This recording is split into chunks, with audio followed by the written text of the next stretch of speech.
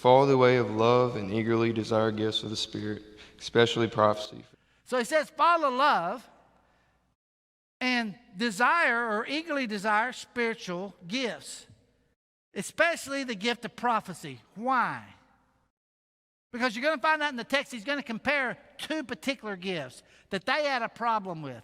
Tongues and prophecy. For anyone who speaks in a tongue does not speak to men, but to God. Indeed, no one understands him. He utters mysteries with his spirit, but everyone who prophesies speaks to men for their what? Strengthening. This is the word for edification. Now, this word is going to come up like 7 times in the next few verses, giving you the emphasis and the purpose of his writing. It is to be done for their strengthening, their encouragement, and their comfort. In other words, when we speak something in the assembly, it needs to be strengthening or edifying. It needs to be encouraging people, giving them strength. That, by the way, that's the definition of the word encourage, a transfer of strength.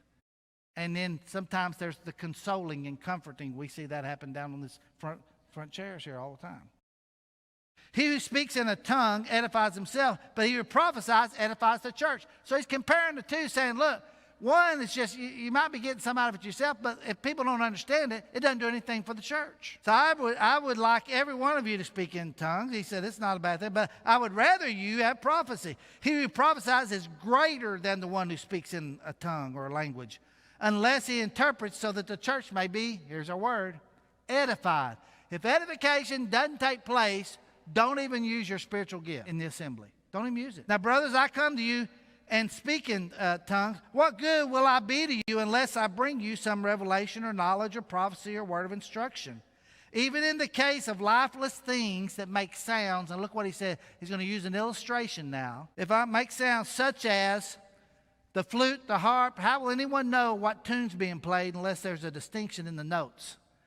You can't get the message or the song or the harmony from the song or from the instruments unless there's a distinction and they go together somehow or another. They make sense.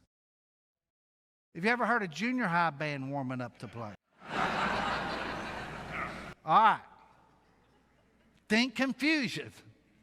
Because that's noise that you're like, ooh, I hope it gets better than this, right? I went with Susan and I went with Ryan and Linda last night over to Oak Grove to the Bluegrass Festival. I'm telling you what, now there was some music, and there was some harmony, and there was some playing, and it all made sense and sounded good. Welcome home. Welcome home. Yeah.